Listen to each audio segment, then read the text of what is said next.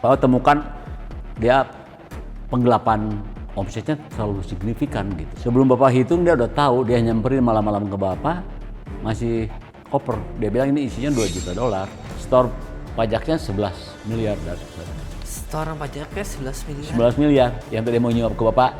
Ini ngasih uang tuh kadang-kadang nggak dihitung. Ngasih uang nggak dihitung maksudnya gimana Pak? Ya ngambil aja dari bawah. Dikasih gitu. Kalau Bapak umpamanya dihumpus, Bapak waktu dipajak nama Bapak jelek, korupsi, ya waktu itu pasti nggak kira-kira dicek sama ajudannya Pak Harto umpamanya Pak bilang tolong cek umpamanya, tolong cek ini kenapa keluar dari pajak kan? Kalau Bapak cacat ketahuan nggak? Ini kok orang mungkin ya, kok berani banget sih bikin rumah begini gitu, mencolok kan Sad? Mencolok. Sangat kan? Kalau Bapak nih uang ini nggak benar, Bapak berani nggak? 200 miliar, emang berapa? Dia pikir kan rendah kan? Iya. Bukan 200 miliar, kalau orang mah gitu. Bukan Pak, 300 miliar tersentak dia.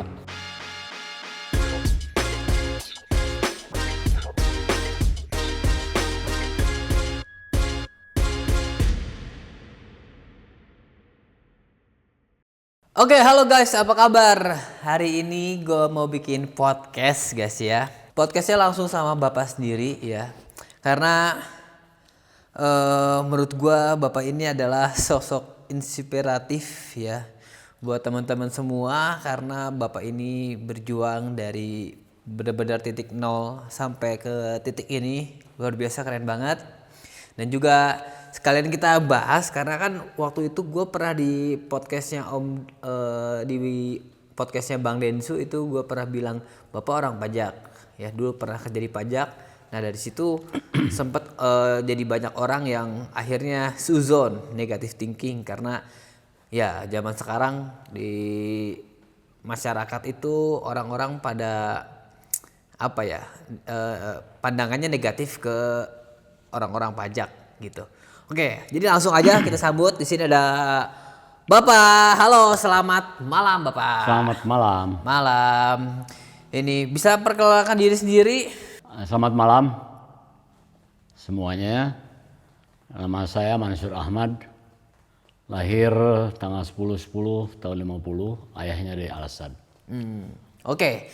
Anaknya berapa? Anaknya 5, Asad terakhir. Oke Pak. Laki-laki satu-satunya. Iya, laki-laki satu-satunya.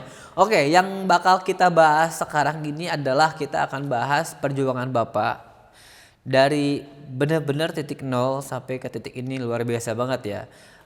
Hasil usaha kerja keras dan juga mungkin bisa dibilang ada faktor hoki. Kita juga ntar lihat aja ya cerita Bapak kayak gimana karena gue juga belum mendalami banget cerita tentang Bapak, jadi sekarang kita akan ngobrol-ngobrol langsung ya. Oke Pak, mulai dari bagaimana Bapak dulu pas di masa kecil, dari keluarga yang seperti apa, apakah keluarga yang berada atau enggak, dan perjuangan Bapak sampai titik ini tuh seperti apa Pak? Silahkan. Baik, saat Bapak tuh lahir di Tasik tahun 50. Orang Tasik nih? Orang Tasik, 4 tahun.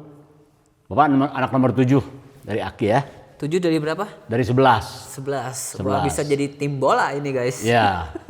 Mang Wawan yang terakhir. Mang Wawan tuh bapaknya Arafi ya. Anak 11 berarti ya Mang Wawan. Anak 11.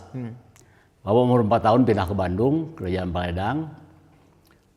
Yang mulai sangat ingat Bapak ketika SD udah mulai punya daya ingat waktu itu, bisa punya memori. Karena Aki Al-Asad seorang mubalik, itu segalanya tertib di rumah itu Sad. Segalanya tertib, segalanya teratur, segalanya disiplin, terutama soal ibadah. Itu nggak ada ampun Aki itu soal ibadah tetap dikontrol sama Aki ya. Kita bangun pagi, yang 4 orang itu yang dipantau sama Aki karena laki-laki semua. Muhammad namanya, Wak Nut, Wak Nde, sama bapak-bapak di antara 4 ini yang terkecil. Jadi kalau bangun pagi kita naik ke lantai 2, buka jendela, azan. Saat di Bandung tuh dinginnya luar biasa waktu itu. Zaman dulu. Ya, kurang lebih berarti sama dengan jam 4 sekarang lah ya. Itu udah azan, sholat subuh berjamaah, ngaji sekolah. Itu yang azan siapa? Gantian. Oh gantian. Gantian. Bapak inget tuh menjelang umur 10 Bapak disuruh azan pertama kali. Mungkin di TVRI juga, di radio juga belum ada ya azan ya. Jadi harus dibuka jendela, terus ke tetangga azan itu. Oh, nggak pakai toa, nggak Nggak pakai. ada toa di rumah. Dibuka aja teriak gitu keras-kerasnya. Pulang sekolah harus sama-sama lagi berangkat 4 orang, pulang 4 orang, kemudian makan siang bersama, kemudian pilih. Siapa yang mau tidur boleh, siapa yang mau belajar boleh. Oh, ada opsi ya. Iya. Belajar atau tidur. Karena sudah makan siang kan. Oh, oke. Kalau malam nggak ada opsi lagi. Nanti setelah asar boleh main. Mau main kemana ditanya, Sad. Kamu main kemana Mansur? Kamu main apa Masud? Mansur itu Ande. Muhammad ke Muhammad. Mahmud mau main apa? Nanti dikontrol Sad sama Aki itu. Bener-bener strict parents ya. Sangat. Jadi sebelum maghrib Aki udah berdiri di pintu menunggu kita pulang. Kalau yang telat janji pulang umumnya maghrib pakai itu jam berapa? 6:30 mungkin ya, atau jam 6. Kalau telat kita dihukum. Dihukumnya apa tuh? Dihukumnya setengah jongkok. Bapak masih ingat itu? Itu pegawai sekali itu setengah jongkok. Berapa lama setengah jongkoknya? Sampai kita nangis. Wow. Sampai kita nangis. Iya, oke. Nah, udah gitu sembahyang berjamaah maghrib, belajar. Udah makan bersama, makan mesti bersama, Sad. Oh, harus bareng. Harus bareng. Nggak boleh makan di kamar sendiri gitu. Nggak boleh. Jadi ini ada meja makan untuk 6 orang, di sampingnya ada dipan waktu zaman dulu tuh untuk duduk gitu ya, luas. Kalau kurang satu anak, Aki belum makan. Oh, jadi harus komplit baru Harus makan. komplit baru makan bareng. Wow. Jadi segala sesuatu tuh tertib gitu. Oh. Udah gitu kita belajar. Belajar 4 orang, Aki di kamar. Kita sambil ngobrol, biasa agak bandel ngobrol bisik-bisik aja udah takut tuh. Begitu ada suara Aki, kita udah pura-pura baca lagi gitu. Oh, oke.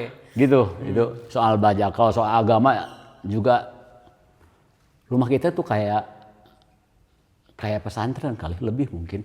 Tidak ada gambar apapun gantungan apapun di seluruh rumah kecuali lafaz Al-Qur'an. Wah. Foto dibingkai gitu. Itu Bapak masih ingat sekali. Religius banget berarti ya? Iya.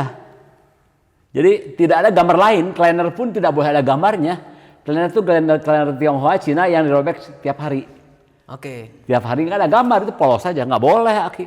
Ada gambar, ada foto macam-macam, tidak ada. Itu di kamarnya tuh penuh dengan buku, gitu.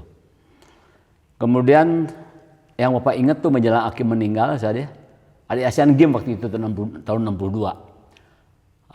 Kita ke Jakarta, nginep di rumah Nini, di rumah bapaknya Nini, di Jalan Banyuwangi nomor 7, Jakarta, di Menteng di sana nginep. Itu nonton Asian Games tiap sore ada yang jemput tuh. Mau nonton apa aja nggak beli tiket, nggak beli karcis gitu. Bapak lupa tuh siapa, tapi jeep tentara yang ngejemput tuh jeep tentara. Oh, oke. Pulang ke Bandung, Aki ke Tasik. Kalau Tasik itu kayak kampungnya kedua, Aki kan di sana Aki lama. Besoknya Aki ngobrol, pulang dari Tasik, jam 11 ngobrol, ketawa-ketawa, tiba-tiba ada serangan jantung, meninggal. Umur berapa? Itu bulan September tahun 62, Aki 46 tahun, Bapak 12 tahun kurang sebulan. Masih muda ya, 40. Sangat muda Aki. 46 tahun sangat muda tuh, Zat. Kalau sekarang 46 tahun sebesar siapa? Tapi anaknya udah 11. Mang Wawan itu bapaknya Raffi itu 4 tahun baru. Baru 4 masih tahun. kecil banget. Mungkin bapaknya Raffi, Mang Wawan ini ingat nggak ingat sama? Nggak ingat. Nangis juga enggak mungkin. Nggak ngerti. Belum ngerti. Cuman dari bapak ke atas yang ngerti karena bapak 12 tahun. Mang Barik udah mulai ngerti ya sama Bimudi. Semuanya udah almarhum. Hidupnya sangat berjuang Aki ya. Karena saya mau balik dari mana hidup. Jadi kita punya bapak tuh ditugasi cari uang berempat. Kamu besok ada ulangan nggak? Ulangan itu apa? Iya ulangan. Ulangan ya, sama sekarang juga. Kalau nggak ada, siap-siap dagang, bawa barang-barang Unilever, barang-barang untuk mandi, sabun, dagang di Karapitan. Di Karapitan tuh ada pasar malam. Udah dasar, ngampar di bawah, dagang. Kaki 5 gitu. Kaki lima makin jongkok sekarang. Bapak mah enggak, cuma nggak ada jongkok zaman dulu Mas Ad. Itu dipakai plastik gampar itu, tapi barang-barangnya barang bagus kalau Aki. Rokok juga dari BAT, barang-barang juga Giant Oliver. Itu kalau nggak ada kerjaan, pulangnya mesti laporan. Di rumah juga ada toko, jadi Aki itu betul-betul kalau nggak bisa memperlihatkan perjuangan gitu. Bagaimana kamu harus berjuang, bagaimana kamu harus beribadah. Itu betul-betul sangat disiplin. Bapak sangat terkesan dengan pendidikan Aki sampai hari ini. Profil Aki, cara mengajak ngobrol, kalau Aki itu cara manggil anak-anak gitu ya. Gitu Ustaz. Zaman dulu berarti orang tuanya keras banget ya? Sangat, rata-rata begitu. Tapi Aki melebihi karena Aki seorang mubalik, jadi lebih disiplin ke agama. Orang tua dulu mah saya disegani betul sama anak. Nggak ada kayak asal datang ke kamar bapak bilang, loncat-loncat kalau tidur. Nggak mungkin. Ngacak-ngacak kamar Nggak bapak? mungkin. Nggak boleh? Nggak mungkin. Kalau misalkan dulu bapak kayak misalkan bapak ke rumah, ke kamar Aki ya? Ya itu. Itu diapain? Bapak kalau Aki lagi kerja mesti ketuk pintu, harus assalamualaikum. Wow. Ke kamar, bukan masuk ke rumah ya. Ke kamar Aki. Kalau kata Aki tunggu, nggak bisa masuk kita. Nggak bisa masuk, mesti nunggu gitu. Bapak sering disuruh pijit Aki, Bapak tuh mesti nggak tahu tubuh Aki dari lutut ke atas, selalu tertutup, selalu pakai kain sarung. Kalaupun dipijit digulung kain sarungnya sampai lutut, nggak sampai atas, nggak kayak arsek kelihatan sekarang nggak ada Aki. Berarti aurat sama? Iya, betul-betul tertutup Aki tuh. Walaupun sama anak sendiri ya? Hah? Walaupun sama anak sendiri. Walaupun Dan sama-sama laki-laki. Aki tuh pakaiannya rapi. Paling jelek Aki pakai kaos oblong putih, merek cabe, pakai sarung atau enggak celana panjang. Aki tuh dandannya juga necis, bajunya Dekron gitu. Waktu itu termahal baju itu. Gitu kan. Background Aki ini gimana itu Pak? Orang Pakistan kan? Orang Pakistan. Aki tuh orang Pakistan, mahasiswa kedokteran di Pakistan. Waktu itu ada pengumuman dari Jemaat Ahmadiyah Pusat, Khalifah kedua. Siapa mau jadi mubalik? Belum ditentukan negaranya. Ini cerita Aki. Aki datang, siap semuanya. Jadi mubalik. Ada yang ke Inggris, ada yang ke Aki, kebagian ke Indonesia. Nggak ada yang kenal, Sad. Jadi migrasi, mungkin pindah ke warga negara. Bertugas. Bertugas. Wakaf itu bertugas untuk kepentingan agama tanpa menanyakan besaran gaji berapa, tidur di mana nggak tahu. Sendirian. Meninggalkan ayahnya, ibunya, kakaknya, adenya. Wow. Itu kurang lebih tahun 37 ya. Nggak ada sejarah yang pasti. Itu nginepnya di Jalan Banyuwangi. Di Aki Bapak. Banyuwangi Bandung? Banyuwangi Jakarta, Menteng. Okay. Karena itu orang Ahmadiyah. Aki nggak kenal. Gitu. Yang kemudian jadi Akinya Bapak orang itu. Aki kawin nikah dengan ini. Anaknya Pak Muhyiddin, ini Aki Muhyiddin. Jadi Aki tugasnya kemana-mana. Waktu Wabubun meninggal, anak Aki yang kedua, itu yang Bapak nggak tahu ya, Aki lebih tugas di Makassar. Terus anaknya meninggal. Bayangin dari Makassar pakai apa waktu itu, mungkin pesawat udara juga belum ada ya. Tahun 52 itu. Oh, belum ada maskapai. Belum ada, mungkin kapal laut. Jadi mungkin datang ke rumah udah dimakamkan anaknya. Meninggal, tipes. Wabubun. Tipes dulu. Tipes itu dulu mematikan, Ustaz. Tipes itu dulu udah orang hampir pasti meninggal. Oh, gitu. Tipes mematikan zaman dulu ya. Soalnya mungkin medis masih belum semaju kayak sekarang. Belum semaju. Aki pun kena serangan jantung meninggalnya. Okay. Nah setelah nggak ada Aki, karena terlalu disiplin, jadi kita kayak apa ya? Orang Sunda bilang kayak kuda lepas dari gedaugan, jadi liar gitu. Bebas. Wah bebas gitu. Oke. Gitu. Nah di sana Nini kasihan. Nini harus itu mengurus. Ibunya Bapak ya? Iya, Nini itu ibu Bapak, jadi mengurus anak-anak laki-laki yang cukup bandel-bandel ya. Belum ada yang nikah waktu Aki meninggal tuh. Kakak Bapak belum ada yang nikah. Masih pada kecil semua. Kecil semua. Tapi ini makanya Nini itu orang hebat. Manusia hebat bisa menikahkan anak-anaknya tanpa punya kerja, hanya pensiunan mubalik, sampai dengan mawawan terakhir nikah baru meninggal. Wah itu udah perjuangan ini tuh kata Bapak sih tuh ibu yang luar biasa ya. Bapak nggak pernah lihat Nini marah atau apa gitu ya. Rumah jadi posko, rumah kecil juga jadi posko, ramai ketawa-ketawa dari teman-teman Bapak Wano tuh andai di sana semua. Gitu. Oke. Nah waktu Nini itu nggak pernah sakit, waktu Nini sakit Bapak inget ini ya, kok Bapak sampai nangisnya luar biasa tuh, padahal Nini tuh hanya kecapean, Mama capek Mama capek, wah itu Bapak nangisnya teriak-teriak bilang, Nini Mama tong aku pupus, Mama tong aku pupus, hoyong memesetkan bumi. Nah itu kata-kata itu nggak tahu ya keluar dengan sendirinya, tapi tercapai loh Sad. Bapak ngucapkannya itu masih mahasiswa. Rumahnya di Jabatan Baru bukan Padang lagi ya, udah dijual. Begitu Aki meninggal rumahnya Padang harus dijual. Karena kita harus punya modal gitu untuk usaha selanjutnya. Nini meninggal ya tahun 86, Aki itu 62. Berarti Bapak tahun 86 yatim piatu. Yatim piatu. Tahun 62 udah yatim. Nah setelah itu, setelah udah nggak ada orang tua, Bapak ngapain Dan nih untuk Bapak itu karena Nini berat hidupnya, siapa yang mau mengambil anak-anaknya, Bapak diambil sama Wadudun. Jadi Bapak di Jakarta SMP nih, pindah ke Wadudun, ke Jalan Wadudun Kudus. tuh kakak Bapak? Kakak Bayan terbesar. Di Jalan Kudus Menteng nomor 4. Bapak sekolah di PSKD Samratulangi. Persatuan Sekolah Kristen Jakarta. Nggak betah Sad, baru juga ditinggal ayah gitu ya. Sekarang harus pisah sama ibu. Itu hampir tiap pagi Bapak nangis gitu.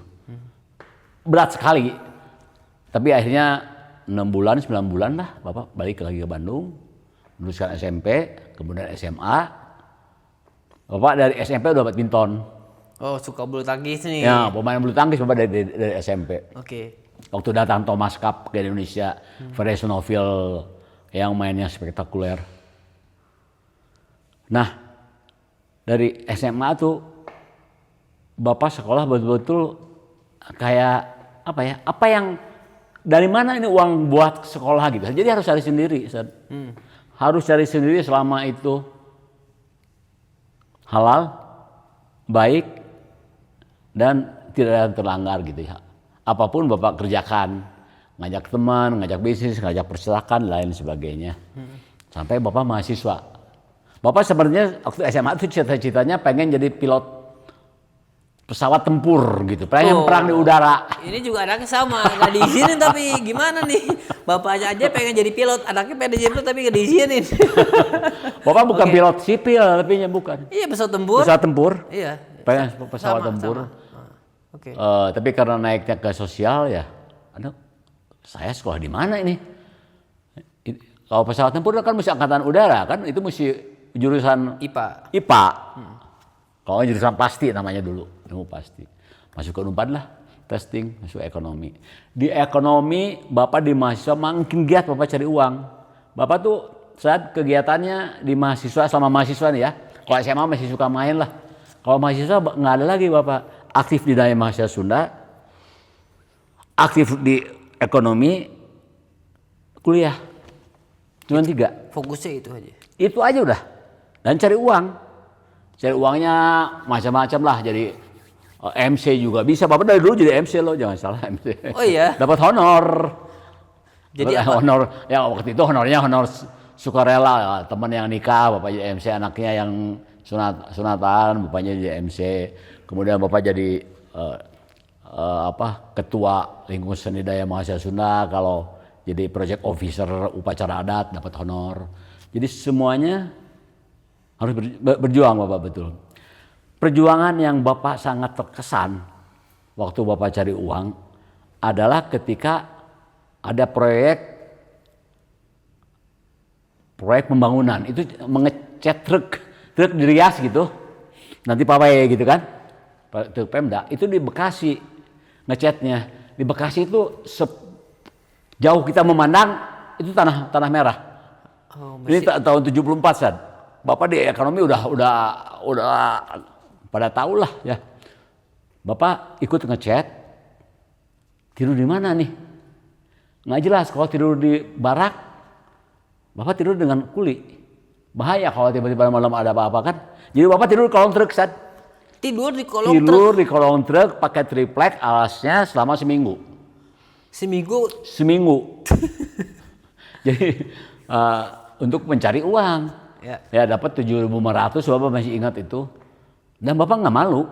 Bahkan sampai sekarang buat Bapak itu suka diceritakan sama teteh-tetehnya yang lebih sering cerita Bapak ke Teh Alsar. Jadi dapat 52.500 waktu itu luar biasa itu bayar SPP aja cuma 30.000. 52.000 mungkin di zaman sekarang 7 berapa? kali, iya 52.000 lah, 7 kali 7.500. Kalau di zaman sekarang value berapa Pak? Mungkin 520.000 kali ya. 15.000-an. 500, ya 1 juta paling enggak. Tapi waktu itu besar sekali rasanya gitu. Bapak kumpulin tuh uang, San. Bapak dari dulu dapat uang, bawa kumpulin. Kemudian waktu kenal dengan ibu, pacaran dengan ibu, udah bisa beliin gelang emas loh Bapak. Pacaran sama ibu berarti pas Bapak semester berapa? 75, 74, 75. Semester berapa tuh kuliahnya? Dulu sistem gelombang. Oh, gelombang.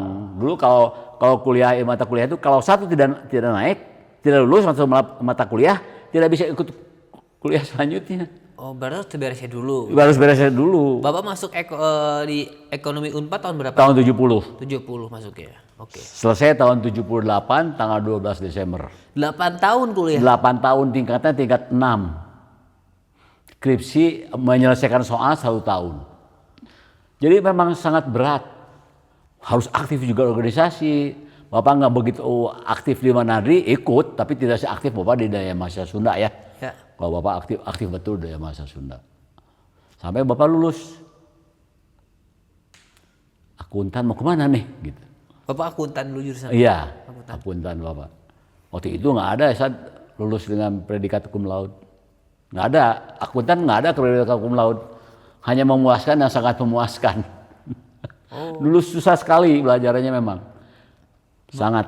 Bapak dulu lulus IPK di berapa? Hah? IPK-nya? Nggak ada IPK dulu nilai. Punten aja 60-70 gitu. Bapak memuaskan. Oke. Jadi bukan cukup, bukan sangat memuaskan, Itu aja udah luar biasa itu. Bapak datang ke rumah, tungguin sama Nini jam 12 malam di rumah. Jadi Bapak tuh sama Nini tuh gimana ya? Segalanya gitu, San. Kalau Bapak mau ujian, mau ujian, ini jalan ujiannya dikasihin. Kalau Bapak lulus, nggak lulus, yang pertama dikasih tahu Nini dan pacar Bapak gitu. Ya ibu, Iya. gitu. Oke. Gitu. Jadi Bapak kerja di mana nih? Bapak pikir udah dipajak lah. Karena bapak pikirnya di pajak. Kenapa nggak di KP lah? Bapak nggak melamar kemana-mana. Oh, ngelamar kemana-mana? Nggak melamar kemana-mana. Jadi waktu Bapak udah menjelang skripsi, Bapak udahlah dipajak lah. Karena pajak itu mengisi APBN. Jadi Bapak bisa kontribusi langsung ke negara. Banyak bidangnya yang lain. Tapi di pajak selain itu, kalau jadi tax auditor tuh, hari ini umpamanya memeriksa real estate, besok memeriksa pabrik kecap, besok bisa memeriksa pabrik baja. Jadi kita wawasannya luas. Iya, beda-beda industri ya? Iya, karena kan kalau mau memeriksa kita harus tahu operasinya seperti apa nih, Iya. proses fabrikasinya seperti apa, teh botol tuh seperti apa fabrikasinya, real estate tuh seperti apa. Jadi kita kayak pengetahuan, betul-betul kayak pengetahuan. Jadi pengalaman juga ya? Kayak pengalaman juga. Wawasan lah. Itu banyak sekali kenangannya waktu di pajak saya Bapak. Oke. Ada orang namanya Pak Saiful Hamid, gagah banget, almarhum sekarang. Itu siapanya Bapak? Bos Bapak, Bos Bapak? Saiful Hamid. Jabatannya apa? Eselon Wah 2? waktu itu udah tinggi banget lah. Eselon 2 ada? Udah mau eselon 2, Bapak baru masuk. Bapak masuk ke bagian dia setelah setahun, dia kepala bidang pemeriksaan buku. Lu duduk di kursi, ngomongnya gua lu duduk di kursi gua, kemana berani Pak, saya duduk di kursi Bapak, bisa ada tuh fotonya kan. Bapak pertama kali duduk di kursi Pak Saiful Hamid, kepala bidang, di foto. Nah dia sangat sayang sama Bapak, dia yang membesarkan Bapak tanpa diminta. Jadi Bapak di pajak tuh orang pada tahu bahwa Bapak tuh dibesarkan oleh Pak Saiful Hamid, dan banyak orang yang dibesarkan oleh Pak Saiful Hamid. Bapak pas itu jabatan Bapak apa? Anggota pemeriksa, tim pemeriksa aja. Tim pemeriksa. Pertama masuk itu tim pemeriksa. Tapi pendidikan dulu 3 bulan.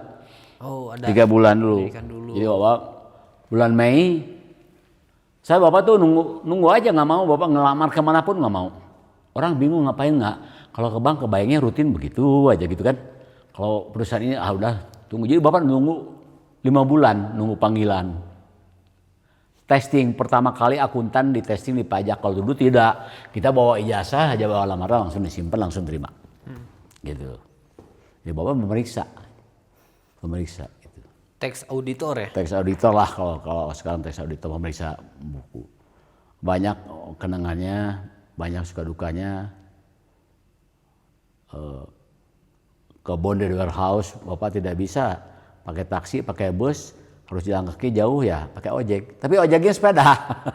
Ojeknya sepeda? Sepeda. Bukan motor? Bukan motor. Waktu itu bukan motor di Tanjung Priuk. Oh, oke. Sampai tahun berapa ya Bapak kerja di pajak ya? Bapak nggak lama di pajak. Jadi masuk tahun 79, tahun 90 bulan Juni Bapak undur diri. Itu terakhir Bapak di jabatannya apa? Waktu terakhir Bapak udah kepala seksi TUP atau usaha perpajakan di Bali. Kasih. Di pasar kepala seksi eselon 4. Tapi cuma 9 bulan. Jadi belum pernah Bapak jadi pejabat itu di pajak. Golongan 3C Bapak keluar. Alasan keluar tuh Bapak pengen sekolah lagi. Pengen ambil S2? Pengen ambil S2 karena waktu Bapak dulu Tempo, majalah Tempo itu selalu mempromosikan MBA. Wah hebat banget ya gelar MBA, LPPM waktu itu. Bapak pikir di Bali juga nggak begitu betah ya.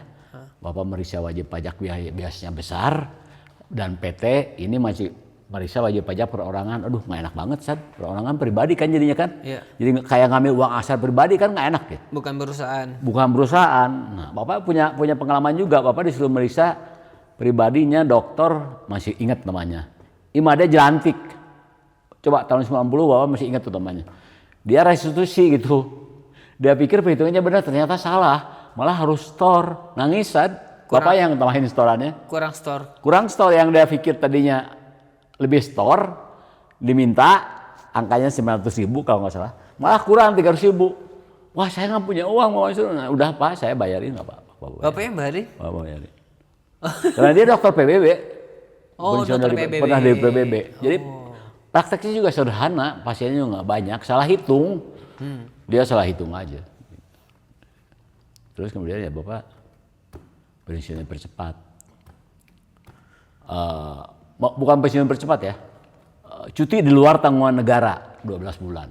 Alasannya Bapak mau sekolah MBA. Karena betulan di Telkom ada MBA dari Filipina. Waktu itu Filipina masih sangat bagus nomor 1 ya, ASEAN Institute Management, dan dosennya dari sana semua.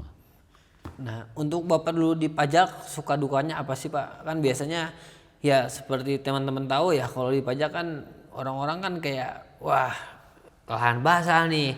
Nah ini Bapak dulu di pajak kayak gimana tantangannya, godaannya dan godaannya pasti ada Pak. Tapi lama-lama kan Bapak pemeriksa di PMDN lah paling lama ya dan WP besar. Manajemen dia saling cerita gitu mungkin ya. Jadi periksa ini. Dia tahu kalau sama Bapak dia nggak bisa kompromi.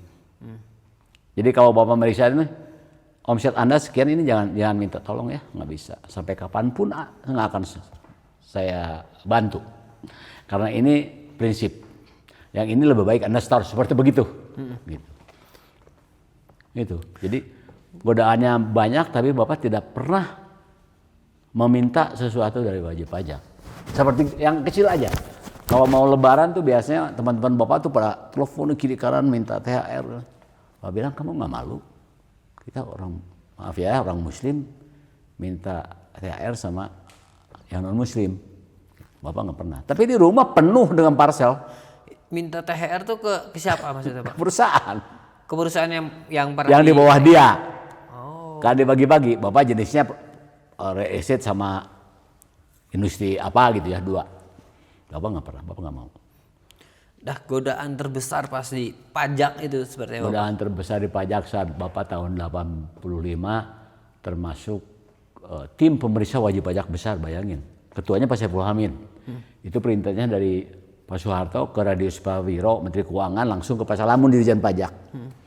Bapak meriksa satu perusahaan, Bapak nggak bisa sebut ya namanya ya? Iya, samarin aja nggak Bapak. Bapak temukan dia penggelapan omsetnya terlalu signifikan gitu. Industri apa Pak? Tekstil. Tekstil. Industri tekstil. Dari mulai spinning dia kapas jadi benang ya di tekstil. Ini tax avoidance-nya ini terlalu besar nih pelanggaran pajaknya. Dan prinsip Bapak hitung, sebelum Bapak hitung dia udah tahu, dia nyamperin malam-malam ke Bapak, ngasih koper. Dia bilang ini isinya $2 juta. Waduh, untuk apa? Mohon Bapak bantu saya supaya tidak dikoreksi gitu.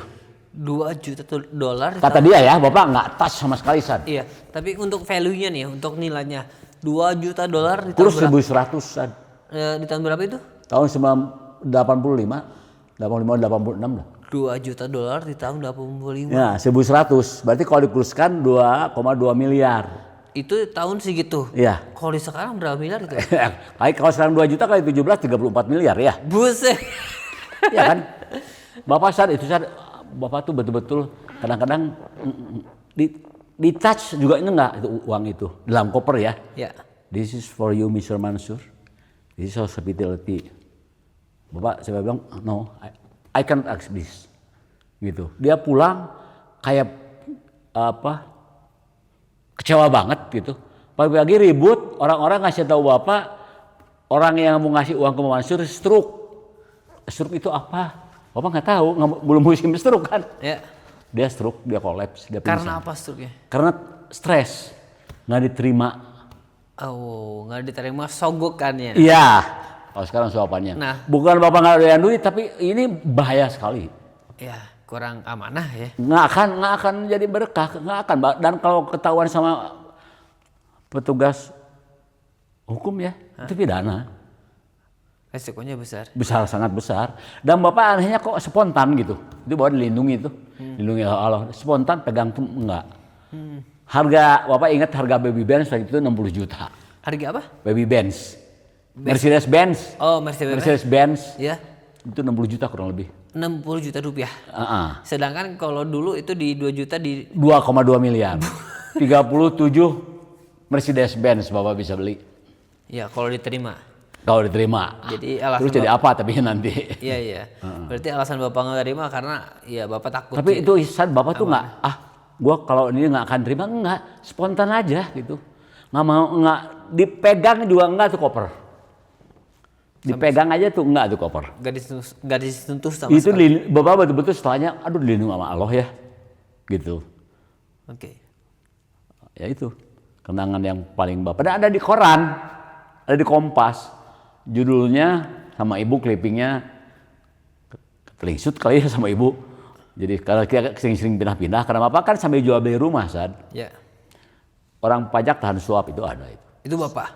Iya, tapi nggak sebut namanya. Oh, oke. Karena sama Pak Syaiful Hamid jangan sebut namanya. Bahaya mungkin ya. Iya, mungkin kurang etis lah ya. Iya. Sampai Bapak sama Pak Salamun tuh dikasih uang sama Dirjen Pajak. Itu ada di koran tuh, dikasih uang hadiah apresiasi 2.500.000. Mana ada Dirjen ngasih uang. Dan itu terbuka ya, ngasih uangnya bukan pribadi, bukan. Dari anggaran aja mungkin dia ngasih ke Bapak. Nah, itu kenapa bisa masuk koran? Bapak ngomong ke siapa atau gimana itu? Nah, Bapak nggak tahu. Terus kenapa Sama bisa? sekali nggak tahu. Kan yang ditawarin Bapak nih secara pribadi nih. Tapi kenapa? Kan Bapak lapor ke ketua tim. Oh, Bapak lapor ke bos Bapak lapor dong. Ada yang nyogok nih. Apapun yang kecil Bapak lapor ke Pak Syaiful Hamid. Ke bos Bapak. Ya, bos Bapak Jadi itu yang semuanya baik, laporan yang Bapak ya? baik sekali orangnya, pinter, baik, dan selalu mengangkat anak buahnya jadi harus bekerja bagus gitu. Jadi ada di koran, mungkin nggak tahu. Ceritanya, oh ada di koran lah, itu lusur gitu. Masih ingat nggak korannya tahun berapa dan koran apa? Kompas. Di tahun? Tahun 85. Wah, kalau misalkan masih ada Bapak suka sering cari clippingnya tuh sama ibu. nggak nemu tapi. Mungkin kalau misalkan di perusahaan Kompasnya masih bisa ditelusuri kan? Siapa tahu Mungkin, mungkin. ya, 40 kalau tahun yang lalu, Ustaz. Iya, teman-teman mungkin 41 tahun yang bisa lalu. nyari bagus sih Begitu. itu kali buktinya. Semoga teruskan ya Ya. ceritanya ya. Setelah lulus MBA Bapak buka usaha kecil-kecilan lah, buka showroom motor. Tapi sebelum ini aku masih mau bahas di pajak, Pak. Oke. Nah, ini Bapak selama menjadi tax auditor gitu, aku pengen tahu Bapak pengalamannya kayak gimana aja sih yang suruh pas jadi tax auditor itu kan kita ngaudit pajak suatu perusahaan kan, apakah dia laporan sesuai atau tidak kan. Iya. Bapak kan pusing tuh, agak susah ya buat mencari di mana celahnya mereka Iya. kecurangannya gitu. Nah itu bisa diceritain nggak sih Pak? Kan Contohnya kasusnya. pertama harus surat perintah saja. Oke, jadi Bapak datang ke perusahaan tuh Bapak ngomongnya, Pak saya dapat tugas dari negara untuk menyelesaikan perpajakan Bapak. Selalu Bapak ngomongnya gitu, Bapak nggak bisa. Ada orang teman-teman Bapak yang lain mungkin buka laci paksa-paksa, enggak. Supaya pajaknya selesai, tolong dijelaskan ke saya nanti. Jadi sekarang apa yang diinginkan? Saya pengen tahu prosesnya. Umpamanya proses produksi tekstil seperti apa? Dari bahan baku beli musiar dan namanya sekian. Diperkirakan aja mestinya sekian nih. Tapi nggak ada data. Gitu. Jadi datanya harus kita cari, harus kita hitung sendiri nanti argumentasi. Nggak ada data yang konkret gitu. Iya. Kalau waktu yang orang ketahuan itu sama Bapak itu ini ada pintu besar, apa pegang pintunya terbuka. Dulu tuh komputer tuh apa namanya? Komputer apa? Yang besar itu laptop, flap. Iya, komputer zaman Komputer dulu. zaman dulu lah, segede lemari. Ternyata dia kerjakan di sana. Karena Bapak udah curiga ini ada suatu omsetnya nih. Nggak mungkin kapas jadi benang sekian kok jadi kain sekian. Ini hilangnya besar sekali, nggak bisa ditolerir. Jadi Bapak jalan-jalan cari dokumen gitu di kantornya dia. Menggerebek atau apa tuh bahasa? Enggak, Bapak dengan baik-baik tidak pernah menggertak apapun. Menelusuri atau enggak? Menelusuri di mana nih ada dokumen di buku ini. Karena dia harus ngasih catatan, ngasih apa yang Bapak minta gitu. Kalau dia menolak malah lebih bahaya. Oke. Gitu. Kebetulan ya itu ada komputer yang dikerjakan oleh dia. Komputer tersembunyi gitu di ruangan tersembunyi? Iya. Karena kalau nggak, ya dia bagaimana masih ada dua pembukuan lah kalau maling yang gede gitu. Iya, internal sama untuk Iya, eksternal sama Bapak bilang coba di print ini apa. Ketahuan semua udah. Bapak masuknya pertama nemu pintunya dan Bapak masuk ke Pintunya itu nggak kelihatan saat. Jadi kayak pintu nempel di tembok aja. Kalau Bapak nggak dorong begitu, ini apa nih seperti pintu gitu. Didorong terbuka kebetulan. hidden door gitu ya berarti ya? Iya, hidden door. Pas dibuka itu isinya apa Pak? Isinya cuman ruang kecil di bawah sama komputer besar. Namanya apa ya dulu? Udah. Ada orang nggak di situ? Iya itu hanya satu operatornya. Operator atau akuntan di situ? Operator, jabatannya pembukuan pastilah kepala ya apa bagian accountingnya. Dia lagi ngetik. Terus? Melihat ini lu ngetik omset ya, please print out for me. Nggak bisa apa-apa lagi dia. Bapak tutup pintunya. Bahasa Inggris? Bahasa Inggris. Perusahaannya kan bukan perusahaan orang Indonesia lah. Oh, berarti yang operator itu orang mana? Hong Kong. Oh, orang Hong Kong, bukan Indonesia. Indonesia. Terus akhirnya Ya mau apa lagi dia? Kasihan juga mungkin dia dikeluarin mungkin. Tapi gimana? Dari situ udah nggak bisa apa-apa lagi dia. Karena Bapak bilang ini orang ini nggak salah. Terima perintah dari manajemen kan? iya ada perusahaan. Iya dong. Kasihan jangan hukum. Anda yang salah. Tapi hubungannya Bapak baik dengan dia. Dan dia store pajaknya 11 miliar. Itu setoran SKP terbesar zaman Bapak. Setoran pajaknya 11 miliar. 11 miliar. Yang tadi mau nyuap ke Bapak 2 miliar. Itu jangan keluar angka 11 miliar. Oh. Gitu. Mungkin keluarnya hanya 1 miliar. Jadi Bapak diperintahkan oleh kantor pusat, kamu monitor sampai masuk tuh uang. Karena saat geger. Kalau Bapak sih nggak merasa geger, Bapak sih biasa aja. Karena buat apa nggak ada yang istimewa gitu, biasa aja. Mungkin sama orang pajak, mungkin yang orang pajak zaman itu semua tahu. Wow, berarti Bapak bisa nemuin ruang rahasia gitu ya berarti? Iya, Bapak banyak perusahaan yang lain.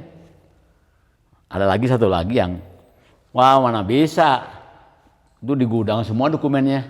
Nggak apa-apa, Bapak bilang. Bapak di gudang 3 bulan, Sad. Di gudang itu? Di gudang kertas, di gudang dokumen sendiri. Lusuri gitu, lihat. Iya, lihat. Direkap beberapa yang sampling ketahuan. Berarti hasil itu juga nggak bisa bawa kompromi sama Bapak. Bapak tuh meriksa, menemukan, mengedukasi gitu San. Kata orang pajak lain nggak ada. Lu mestinya jangan jadi pegawai pajak kalau begini gitu. Kata orang swasta ya.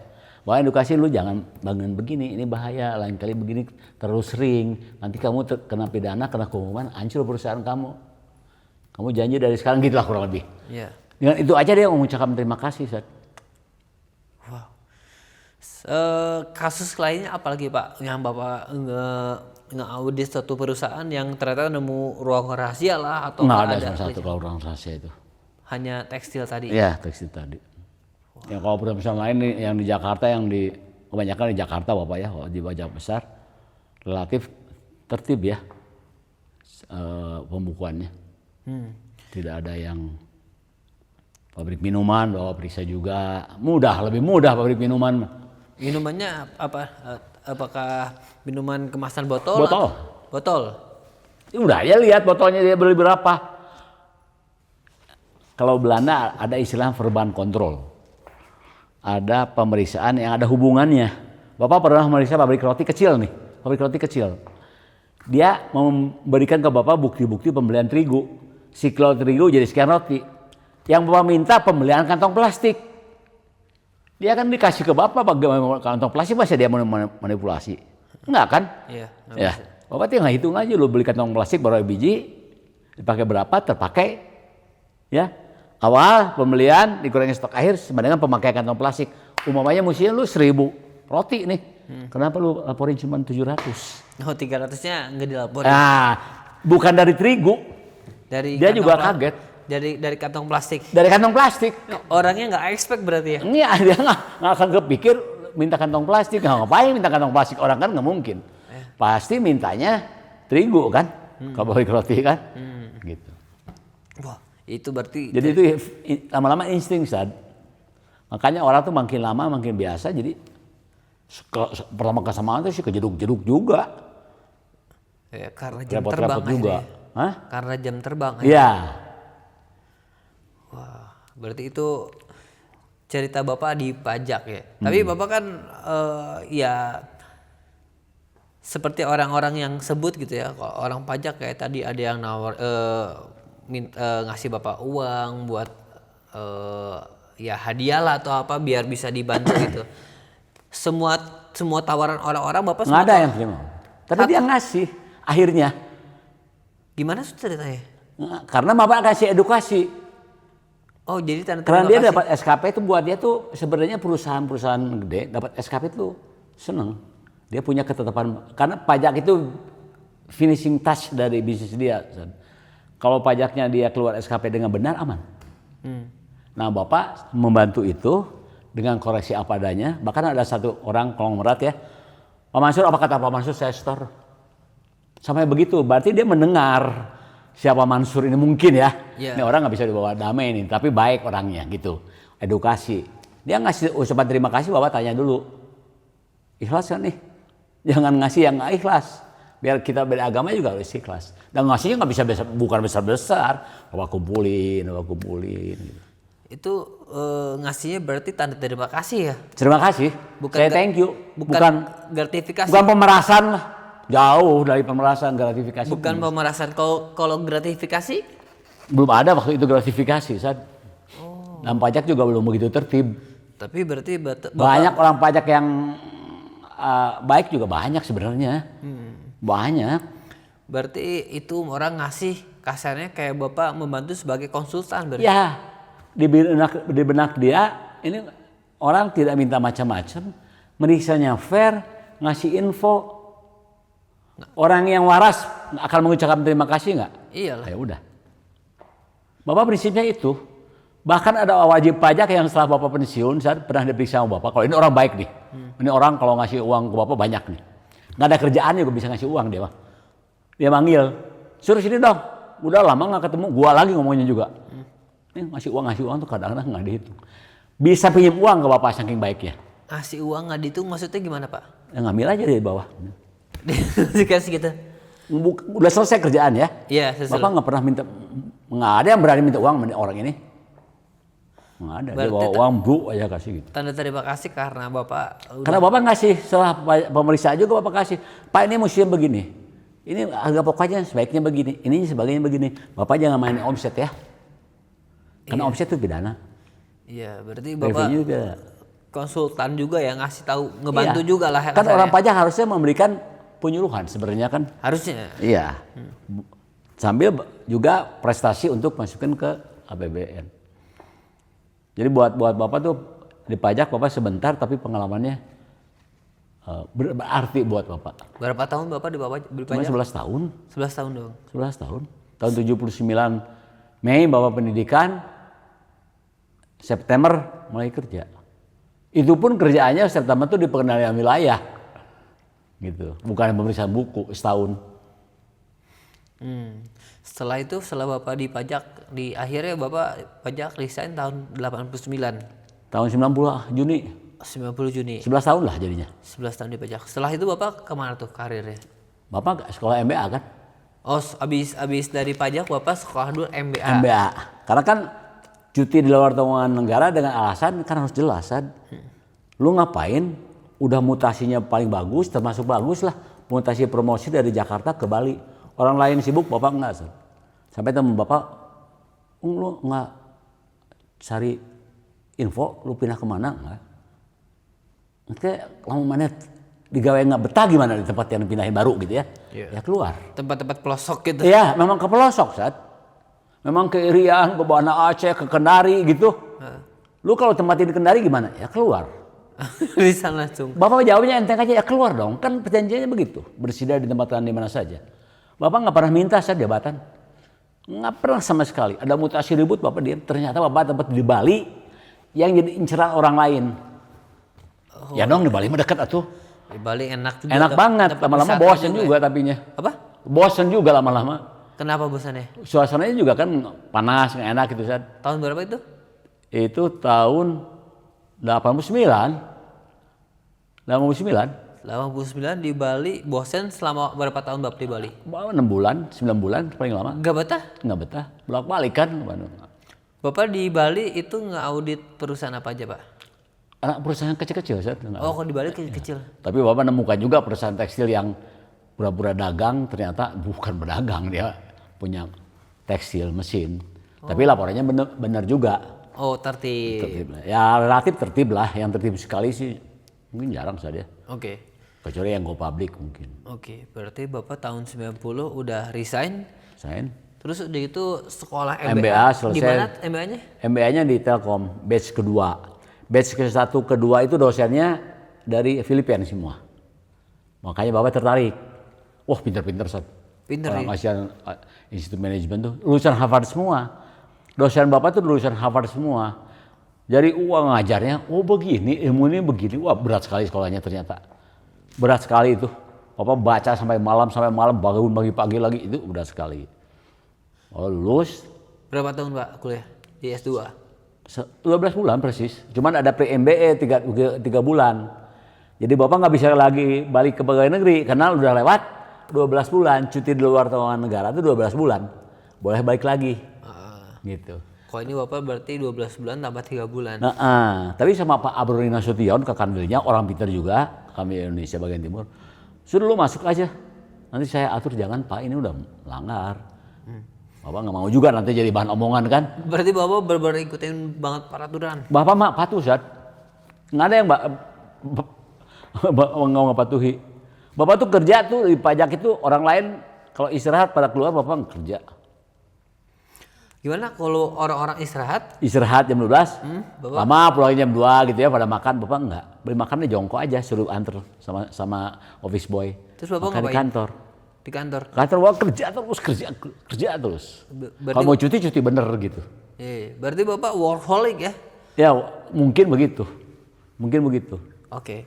Setelah Bapak di pajak nih pengalamannya, lanjut Bapak tadi kan habis MBA nih. Bapak bisnis, Bisnis apa? bisnis kecil-kecil, sedang lah. Punya showroom motor. Showroom motor. Showroom motor bekas Di mana tuh? di Jalan Ciatel. Ciatel Bandung. Bandung. Terus merancang studio foto. Itu Bapak beli Mamiya mereknya. Mamiya ada nggak sekarang mereknya Mamiya? Gak tahu Mami. Itu paling bagus waktu itu. Itu Yonas dengar Bapak mau buka Mamiya udah gerah dia. Oh. Cuma nggak berlanjut lah ya, berbagai macam masalah. Ya udahlah. Oke, setelah Bapak bisnis, Bapak udah menulis lamaran. apa? Melamar. Melamar ke Bapak pengen ke Humpus. Humpus tuh siapa tuh? Humpus itu putranya Pak Soeharto waktu itu presiden ya, Presiden Pak Hutomo Melapu Putra, Pak Tommy. Bapak juga melamar ke Salim Group. Ke Salim. Salim Group, Lim Sulyong. Lim Sulyong tuh Jarum. Semua grup ada 140 perusahaan kalau Lim Sulyong, Indosemen, Apa aja tuh? PCA, Indosemen, Indosemen, Indomart yang sekarang itu, Heeh. Indofood, Indofood, Volvo, Volvo. banyak. BCA. BCA, Konglomerat berarti. konglomerat terbesar. Pak Saiful Hamid bos Bapak itu kerja di situ. Suruh ngelamar gitu. Rekomendasi. Dites sama Benny namanya. Dites Bapak diterima di Batam jadi direktur utama PT Anu di Batam, Bapak lupa PT-nya. Di Humpus ada telepon. Bapak kan lamarnya 2. Sekretarisnya bilang, Pak Mansur lamarnya udah diterima. Tapi karena jabatannya penuh, jadi disimpan lamarannya di file hidup lah ya. Nanti kalau ada lowongan saya panggil tutup. Ibu nanya, Pak ada apa kok muka Bapak beda? Bapak nggak diterima Bu di Humpus, ya udah nggak apa-apa. Tapi Bapak yakin. Itu saat Bapak suka ngomong begitu. Bapak yakin Bu, Bapak diterima di Humpus. Jelek-jeleknya gue Bapak ini akuntan. Oke ya, 11 tahun tax auditor, MBA. Katakan bodoh, pasti secara teoritis dibutuhkan. Besoknya saat asli ditelepon lagi, dites sama sekretaris yang lain. Bapak karena bisa punya firasat bahwa Bapak pengen Nggak tahu, Bapak juga punya feeling aja gitu. Oh, Bapak pengen ke anak Soeharto gitu, ke Pak Tommy. enggak, Bapak bisa punya feeling bahwa Akan terima lagi. akan diterima. Yakin? Apa? Kalau Bapak umpamanya di Humpus, Bapak waktu dipajak nama Bapak jelek, korupsi, Ya. ya. Kan Bapak ngelamarnya ke rumah Pak Tommy langsung, Bapak nggak kenal sama Pak Tommy kan? Bapak nggak kenal sama Nggak, sama boro-boro kenal dari mana? Jadi Bapak ke kantor sama ke rumah beliau. Masuknya ke rumah Pak Harto, ya Cenana 7. Kalau waktu itu pasti nggak kira-kira dicek sama ajudannya Pak Harto umpamanya. Pak Tommy bilang, tolong cek umpamanya. Ya. Tolong cek ini kenapa keluar dari pajak kan? Ya. Kan aneh dong. Bisa jadi ada masalah. Kalau ada Bapak cacat, ketahuan nggak? Ketahuan lah. 10 menit juga ketahuan. Oh iya presiden nih. Kok diterima? Bener-bener Bapak diterima, Bapak bingung nih. Waduh, Bapak bisa ngomong apa? Pak Saiful Hamid malu ya? Udah ditolongin. Bapak nggak bisa tidur semalaman. Besok mau ngomong apa nih ke Pak Saiful Hamid? Aduh, saya ngomong apa nih? Orang udah baik banget, udah masukin Bapak ke Lim Sulyong, ternyata nggak bisa. Bapak pengen ke Humpus, gitu kan? Biar gimana juga pilih anaknya Pak Harto, karena Pak Harto idola Bapak dari tahun 75 waktu Bapak jadi aktivis. Oh Bapak idolanya Pak Harto. Pak Harto, Oke. gitu. Datang Pak Saiful Hamid ke Indosemen. Ngapain lo Sur? Gitu ngomongnya Pak Saiful Hamid tuh. Orangnya baik banget. Pak, maaf Pak, saya semalam nggak bisa tidur Pak. Kenapa? Maaf Pak, saya diterima di. Kamu ke Humpus, saya ke Humpus belum juga selesai. Kalau tahu begitu udah, saya tidur Pak. Jadi tadinya mau ngomong apa alasannya gitu ya. Takut Pak Saiful Hamid kesinggung. Baru juga Pak, saya diterima di Humpus, udah lu ke Humpus. Jangan banyak ngomong lagi. Langsung support. Langsung 30 detik kata putusannya juga. Kerja di Humpus Bapak. Akhirnya Bapak Di di Humpus Humpus. luar negeri terimanya. Tahun berapa? Tanggal 1 Februari tahun 93. Oke. Bapak di Humpus tahun 93. Financial Controller. Yang pertama Bapak lihat tanker-tankernya PT Humpus. Tanker minyak. Tanker minyak terbesar di dunia waktu itu kan. Itu tankernya untuk ngirim Ngirim gas, ada ngirim minyak ke negara mana? ke negara baik Hong Kong, macam-macam lah. Tergantung catat, banyak ada juga yang catat oleh Pertamina, gitu. Oke, setelah Bapak di Humpus tahun 93 itu gimana tuh karir Bapak di Humpus? Ini kan sekarang udah berubah ya dari tadinya di pemerintahan di pajak sekarang pindah ke perusahaan swasta. Nah itu gimana Pak perubahannya dari pemerintahan ke swasta, apa yang Bapak rasain? Bapak mengalir aja Sat. Karena Bapak waktu wajib pajak, banyak wajib pajak gitu ya, yang seumur Bapak, Pak Mansur pola pikir begini bukan pola pikir pegawai negeri gitu. Mendingan ke swasta lebih cocok gitu. 2 orang yang ngomong gitu loh, direksi loh itu, direksi perusahaan swasta gitu ya.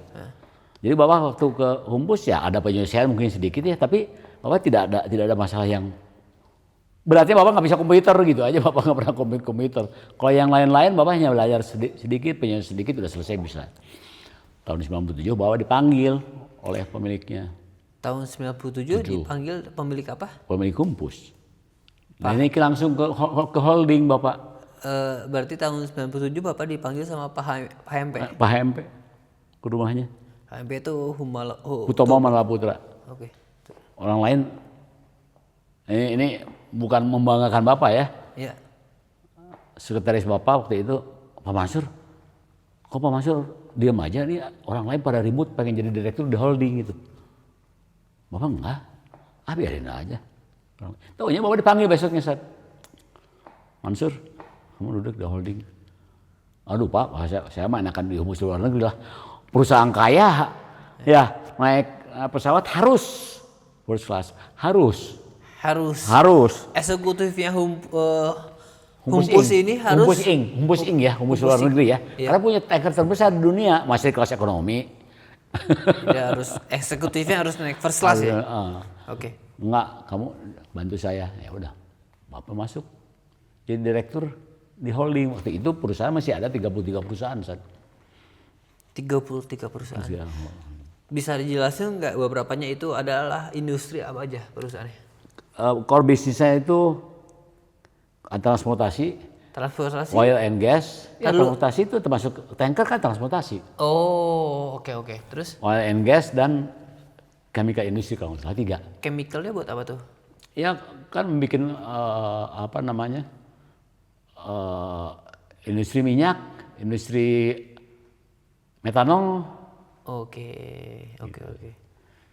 Makanya udah duduk sana 30 punya private-nya transportasinya punya Gatari kan punya helikopter 30 helikopter. 30 helikopter. Gatari ya. Gatari disewa-sewakan ya. Iya. Kita juga belinya nggak cash, nggak ada perusahaan airline membeli pesawat cash nggak, itu pasti nyicil. Nyicil ya.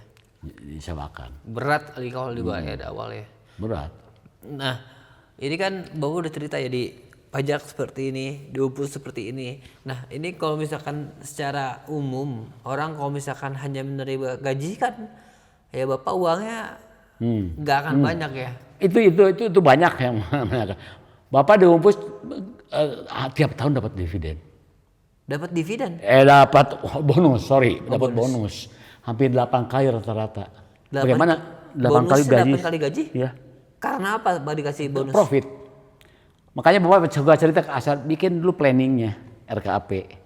Kalau Asad kalau Bapak lebih mencapai dapat bonus. Umpamanya profitnya harusnya 500 miliar, dapat Bapak 600 miliar, dapat bonus. Bonusnya berapa persen dari berapa? Ada formulanya. Oh, ada formula. Ada formulanya. Oke. Khusus. Ada rumusannya. Jadi Humpus itu tertib, Sat. Segalanya tertib. Jadi waktu itu Pak Tommy begitu percaya ke Bapak ya, kata orang percaya. Bapak kalau kita keluar negeri juga asal udah ikut tuh, harus ngasihin itinerary-nya di hotel mana, tanggal berapa, nomor fax berapa, harus standby Bapak tetap. Gitu. Oke. Berarti kalau pas di Humpus ini gajinya oke nggak Pak? Ya sama, semua di konglomerat sebegitu, ada standarnya San. Ada standarnya. Ada standarnya. Mobilnya Mercedes, dulu BMW, Bapak nggak mau. Padahal aku anak BMW, Bapak pengennya Mercy. Jadi ini akan agak beda guys. Kalau gua fansnya BMW, kalau Bapak Mercy. Jadi pas dulu Bapak punya Mercy banyak, gua minta BMW, Bapak nggak. Nah iya, Bapak di beda genre. Kendaraan dinas fasilitas jabatan di Humpus itu BMW, Bapak usul ke Pak Tommy. Intinya saya mau Mercedes. Kata orang dimarahin lu, kenapa dimarahin? Kalau nggak setuju ya udah aja, ternyata disetujui. Semua orang ganti Mercedes akhirnya. Mercedes seri apa Pak? Seri C. Saya berapa? C200. Bapak pertama kali dapat C180. Waktu manajer Bapak dapatnya Corolla. Jadi Bapak udah dapat 5 mobil selama di Humpus.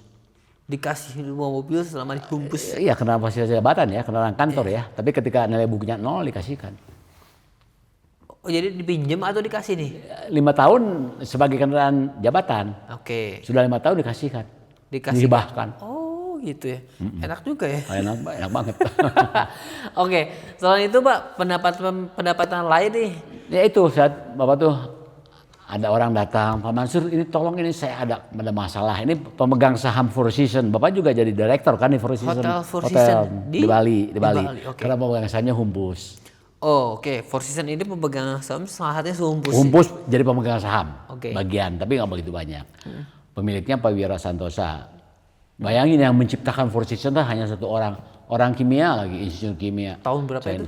Bapak itu udah ada Alsad itu, udah di tahun 96-95 pertama Bapak di Humpus, di Four Seasons. Iyalah, sekitar gitu lah 97-98. Pak Mansur, saya ini ada masalah ini begini, orang ini begini. Saya takut nanti kalau saya salah langkah jadi ada dampaknya gitu. Enggak, bikin surat aja nggak mau. Bikin surat ke orang itu, awalnya setelah berbicara dengan Mansur Ahmad, isinya terserah lah. Bapak jualan nama? Iya, karena Bapak orang itu juga kenal saat. Jadi dia beda, ada masa keuangan yang sebenarnya orang ini kenal dua-duanya. Bertiga tuh Bapak kenal ke Asad, Asad ke teman Bapak juga kenal, Bapak juga ke dia kenal. Tapi orang ini nggak mau, iya, nggak mau. Ada hal yang nggak boleh begitu gitu kata Bapak. Lu harus fair, kurang lebih begitu. Diselesaikannya di Kartini Mulyadi. Bapak nggak ngomong, diam aja. Diselesaikan apa? Notaris diselesaikan sengketanya jadi sengketa kan? Karena yang berpiutang mau masukin ke pengadilan. Yeah. Diselesaikan di notaris Kartini Mulyadi, itu notaris paling beken. Udah berapa lama nggak selesai? Bu Kartini saya ngomong sebentar ya karena saya harus rapat, boleh? Pak Wirya namanya almarhum. Bapak benar punya tagihan ke Mr. B? Iya. Mr. B benar punya utang? Iya. Berapa sekian puluh juta dolar umpamanya. Gede uangnya. Puluhan juta lah. Tahun itu? Iya. Gila. Dia nggak berani saat ratusan miliar kalau sekarang udah triliun kali ya? Enggak, puluhan juta masih miliar. Masih miliar, oke. Bunga, yang selisih bunganya. Si yang berpiutang ini minta 8, yang utang 4. Kurang lebih begitu ya. Bilang ini nggak akan selesai kalau nggak ada titik tengah. Mau nggak? 8 tambah 4 bagi 2 jadi 6. Simpel ya padahal. Simpel banget saat itu buat Bapak tuh aneh tuh. Mau bersedia ya udah 15 menit nggak lebih. Udah bukan ini ya, setuju nih. Tolong dibikin aktenya. Udah. Tak tahu dia misalkan terima kasih ngasih uang. Yang ini juga ngasih uang. Dua-duanya malah saya diperselamatkan oleh Bapak kan? Iya. Karena kan Bapak sebagai penengah, Bapak nggak niat minta uang, nggak pernah berpikir akan dapat uang sama sekali nggak. Oke. Gitu. Itu dikasihnya berapa Pak? Berapa ratus ribu atau berapa juta? Ya puluhan juta lah, ratusan juta lah. Waktu itu. Apa? Ratusan juta lah waktu itu. Di rupiahnya ya? Iya. Di tahun berapa itu? 98 ya. 98 ratusan juta. Iya. Berarti kalau sekarang udah miliaran ya? Iya, hampir 1 miliar rupiah lah. Dari satu orang? Belum satu lagi? 2 miliar cair? Iya. Gokil. Gede itu Sad. Gede lah. Dalam dolar. Bapak selalu dapat uang tuh dari teman-teman. Jutanya dari dolar itu juta dolar? Bukan, kalau di kursian jadi rupiah. Oh dulu dikasihnya dolar. Dolar baru lupa angkanya. Jangan begitu Sad, Bapak dibayar pas saja di jantung. Kang dia Kang orang kaya. Mau apa? Gue batas jantung, udah jantung udah bypass terus aman. Kau beli di gentosan. Orang Sunda. Ini kau beli di gentosan kau biaya operasi jantungnya. Ini buat akang jajan. Coba. Kasih lagi 1 miliar. Itu operasi di mana? Di Australia. Di Australia. Jadi asal masih umur 2 tahun. Jadi Bapak operasi dibayarin? Dibayarin coba. Padahal Bapak nggak. Bapak minta. Bapak nggak pernah saya minta uang kok. Berarti Bapak tipe yang anti minta uang ke orang? Hah? Anti minta nggak orang? Nggak pernah minta posisi, minta jabatan, minta uang, minta fasilitas, nggak apa adanya aja. Justru dengan apa adanya orang apresiasi gitu. Justru dengan itu rezekinya jadi besar. Dan SPT patuh. SPT bawah patuh, Sad. Nah, untuk urusan SPT nih Bapak. Lu kan SPT kan orang dulu ya mungkin masih belepotan ya. Ya, semuanya juga gitu. Bapak dulu SPT gimana? Rutin kah? Di pajak itu, karyawan pajak golongan 3A ke atas, itu wajib mengisi SPT sebagai bahan pertimbangan untuk naik pangkat. Oh. Jadi udah patuh.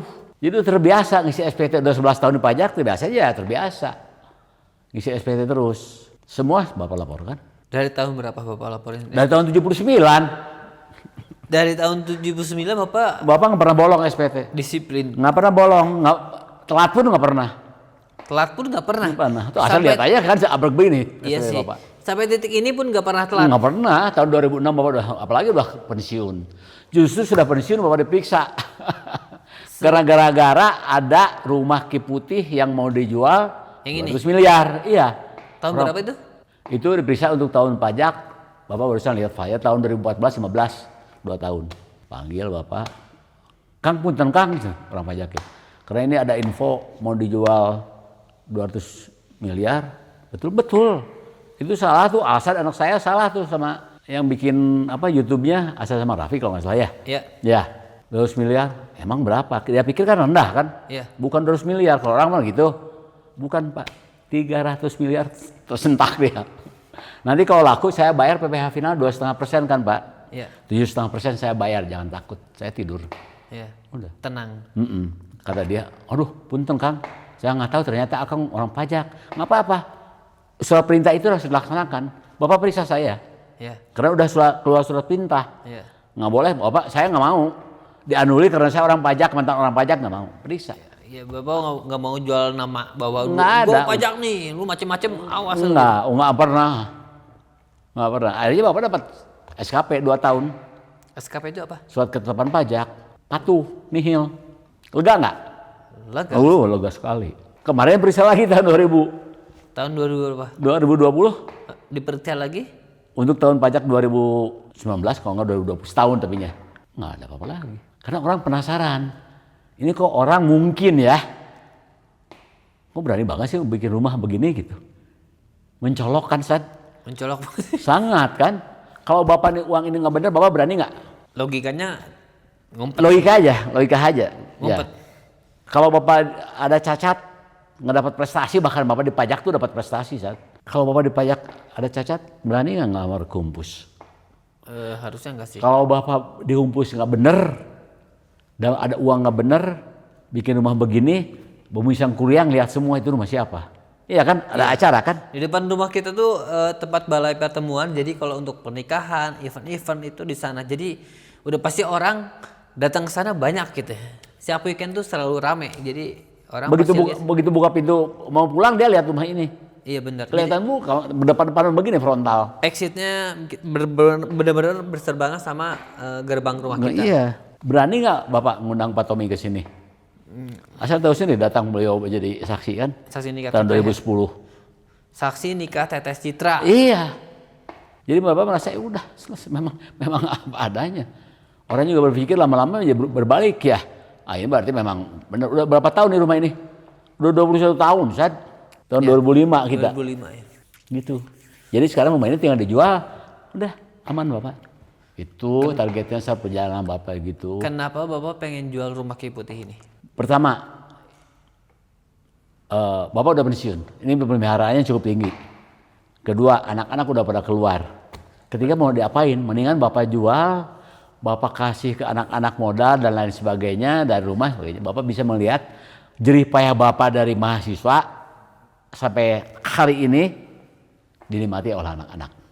Coba Pak. Udah terlalu besar ini, udah terlalu besar. Orang semua menganggap rumah ini mahal, tapi ketika datang ke sini dia nggak mahal sama sekali, tapi nggak murah. Itu udah beberapa orang yang lihat begitu. Kenapa tuh? Karena lihat dia spek. Kan Bapak hafal sekali speknya apa. Kan Bapak bisa menjelaskan detail. Bahkan sebagian besar masih ingat harga-harganya. Jadi dia bilang, enggak mahal Pak Mansur. Gitu Ustaz. Finishing touch dari Bapak. Jadi ya mungkin karena Bapak ya harus berbuat baik lah orang. Kalau Bapak mah berbuat baik, banyak sedekah, mau 1.000, mau 2.000. Iya. Nah ini buat Bapak mulai ekonominya naik banget itu apakah di pajak atau pas di perusahaan swasta di Humpus? Di Humpus dong. Bukan di pajak. Bukan. Di pajak? Di pajak kan biasa-biasa aja lah. Gitu-gitu aja. Iya, tapi Bapak punya rumah, gitu kan. Dan yang kebanyakannya uangnya bukan dari pajak. Kayak tadi orang konsultasi gitu. Jasa konsultan. Iya, seperti begitu. Sebenarnya bukan jasa konsultan, nggak boleh kan. Tapi orang bertanya datang ke rumah nanyain begini, nah gimana gitu. Karena mungkin orang ya itu saling kasih informasi, tanya ini ke Mansur gitu. Terutama waktu Bapak kerja di Humpus lah, di pajak nggak begitu banyak. Dan Bapak juga beli rumah saat punya uang, bikin rumah pertama di Cinere. Cinere waktu itu masih sepi. Cinere Jakarta. Oh iya, masih sepi. Takut malam juga. Takut apa? Takut.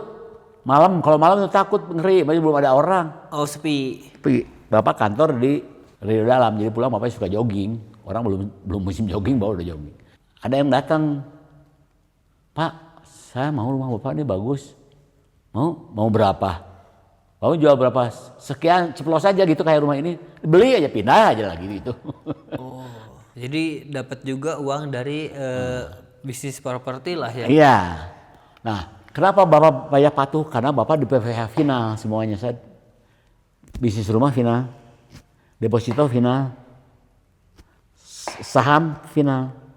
Jadi buat apa Bapak manipulasi pajak? Sahamnya udah dipungut kok, udah final kok. Iya kan? Kecuali gaji. Gaji dipungut oleh Humpus. Gaji dipungut oleh pajak. Jadi biar bisa gimana juga Bapak ya relatif Bapak lebih patuh lah. Kepatuhan Bapak tuh Bapak jamin. Kepatuhan ya. Ya. Nah, tadi kan Bapak bilang pas di Humpus ini Bapak dapat ya rezekinya banyak gitu. Itu apakah dari gaji kah atau apa? Dari gaji, dari bonus, dari orang mengucapkan terima kasih kayak sengketa gitu. Ada perusahaan lain yang Mama Su bantu dong, saya masih Humpus agak di luar sedikit lah. Bapak minta izin boleh nggak Pak? Ada yang minta bantu. Izin ke siapa? Izin ke Pak Tommy. Boleh nggak Pak? Saya bantu perusahaan ini masih Humpus tapi masih boleh. Bapak di Four Seasons jadi direktur. Jadi berapa gaji? Oke, itu baru gaji. Nah, buat yang lain-lain gitu, apakah Bapak ada pemasukan lain selain tadi yang? Ini tadi jual beli rumah. Bapak tuh jual beli rumah udah laku 11 kali Sad. Dulu tuh. Iya, yang terakhir itu PRV. PRV itu Bapak bikin waktu itu habis 600 ya. 600 juta. Bisa dijual 1,5 miliar. 2 kali lipat lebih. 3 kali lipat, untungnya 2 kali lipat. Nanti Bapak akan ceritakan kalau ini sudah laku ya. Insya Allah secepatnya. Bapak ceritakan berapa harga rumah ini dan bagaimana membangun rumah ini. Gitu. Oke. Jadi Bapak main di pajak final, Sad. Ya, langsung di final ya berarti ya. Iya, pajak final mah kayak deposito 20% ya udah selesai. Nggak usah bayar pajak apa lagi. Terus Bapak di Humpus dulu apakah ada pemasukan lain selain gaji dan juga tadi bantuin orang gitu? Apakah Bapak kan di Humpus kan ada ya pasti ada project-project gitu ya yang ada KPI ada KPI-nya harus target segini dan lain-lain gitu. Apakah Bapak pegang project Sad, yang besar sekali angkanya. Humpus Aromatik. project apa nih? Pendirian pabrik. Bapak yang ngatur keuangannya. Pabrik apa? Pabrik aromatik di Aceh. Aromatik itu apa? Aromatik itu nantinya akan jadi fuel lah, bahan bakar. Bahan bakar, oke. Bahannya, aduh lupa apa jadi apa bahannya. Nah gitulah, itu proyek besar. Udah mau selesai, si kontraktornya ngajak Bapak, orang Mesir nih, kontraktornya dari Amerika tapi dia manajer area. Udah selesai katanya nih, kita tambahin yuk change order. Tahu change order? Enggak. Ada kerjaan tambahan, tapi fiktif. Bapak marahin. Fiktif, kita bikin gitu. Seolah ada, dipikir Bapak bisa gitu. Dia bilang ini dapat kita umpamanya 12 juta. Nanti saya kasih 3 juta kamu Bapak tunjuk-tunjuk, Bapak marahin. Sampai 12 juta apa? 12 juta dolar. Bapak dapatnya 3 juta dolar. Gila. Pak Tommy tahu mungkin itu. Dimarahin sama Bapak orang Mesirnya dari Basel dari Amerika saat ditarik lagi langsung ke Amerika. Seminggu kemudian. Ada saksinya direktur utama PT Aromatiknya. Nah itu kan tentang kejujuran Bapak ya. Kalau ini kita bahas proyek Bapak atau enggak kinerja Bapak pas di Humpus yang kira-kira overachieve yang sehingga Bapak dapat bonus gitu ada nggak Pak? Nggak, bonus dari gaji selalu. Selalu digaji. Nggak dari gaji. Jadi nggak ada bonus-bonus tambahan. Nggak ada. Cukup gajinya, bonusnya beberapa kali. Bapak ada bisnis juga dengan teman-teman Bapak. Jual beli rumah juga. Uang Bapak nggak pernah foya-foya, nah ini kuncinya juga. Iya sih Bapak. Bapak mah benar-benar terarah gitu. Orang lain kalau makan siang di Humpus tuh pada ke restoran dipajak juga gitu, Bapak enggak. Bapak jongkok aja, di jongkok di belakang gitu. Sudah pesan makanan sama office boy, makan di kantor. Udah, apa bedanya? Bapak tuh mungkin kata orang disiplin ketat, umpamanya hari Jumat di Humpus nih ya. Sembahyang Jumat Bapak di Jalan Balikpapan. Kalau Bapak makan, restoran Bapak nggak keburu. Jadi Bapak beli nasi gudeg, Bapak makan di mobil. Supaya nggak kesiangan. Padahal Bapak kesiangan siapa sih yang negur? Bapak direktur utamanya kok. Betul. Tapi ya zaman sekarang mungkin orang-orang kalau di jabatan tinggi malah seenaknya. Iya. Padahal harusnya jadi contoh. Nggak usah, kita nggak usah ngasih orang ini mesti begini nggak. Rapat datang 15 menit sebelum rapat dimulai Bapak udah duduk. Padahal bapak bosnya. Bapak bosan dong.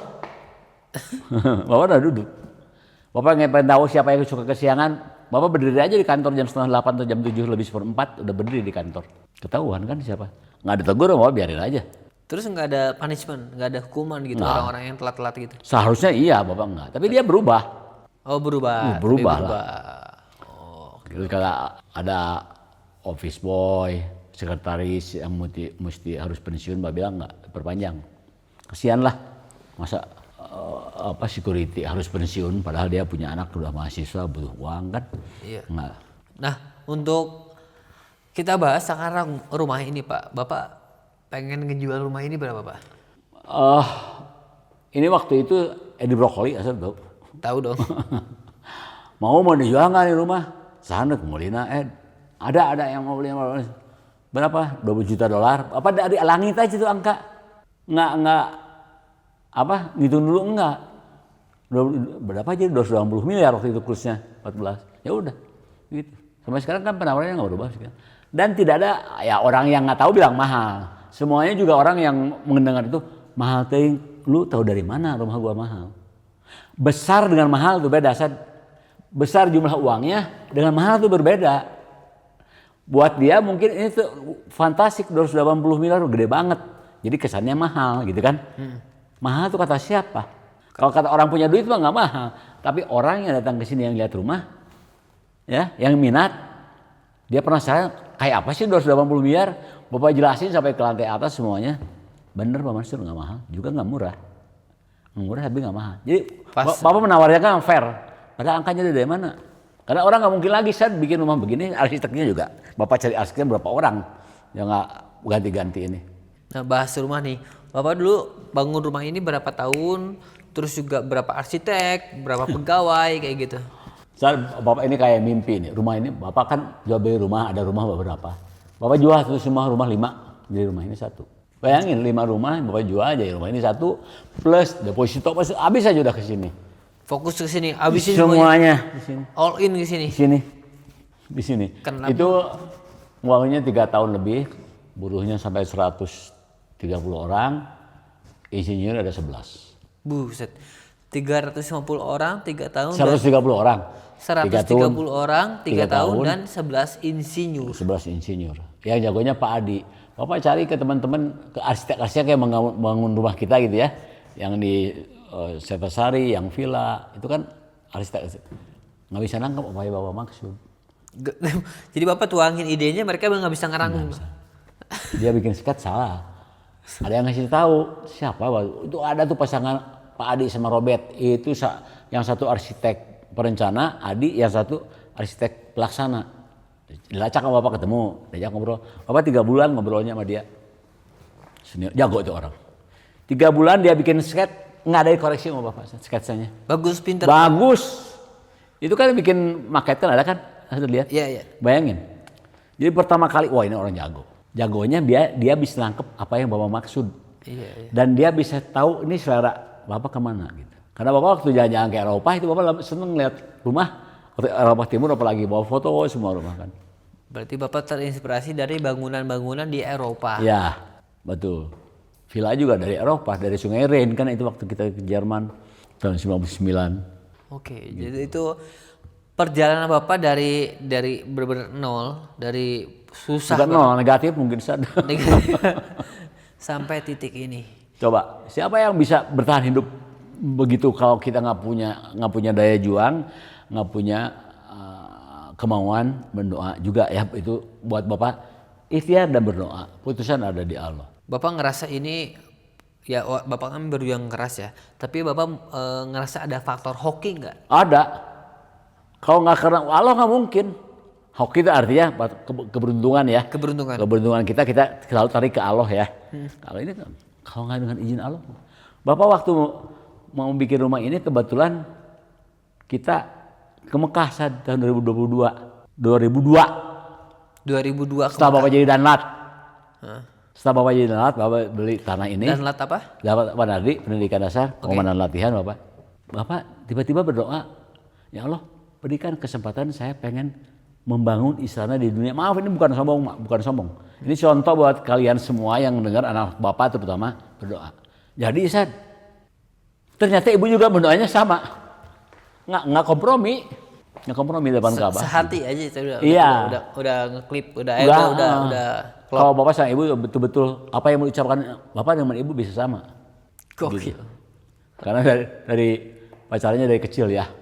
Dan memang itikadnya baik gitu, mau baik gitu kita. Oke. Jadi nggak ada orang yang berjuang. Entrepreneurship.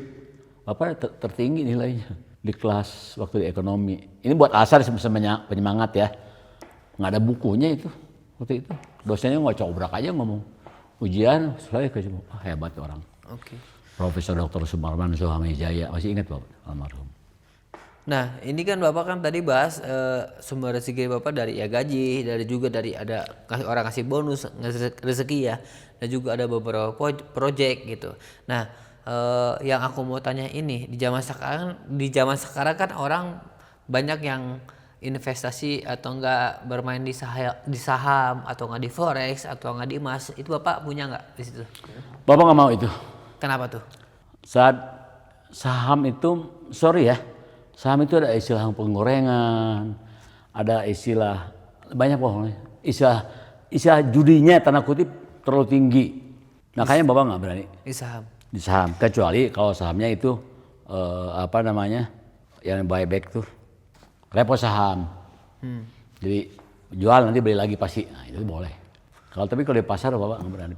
Pajaknya kecil, 0,1%. Tapi risikonya Bapak pernah beli saham, risikonya amblas 70 juta rupiah.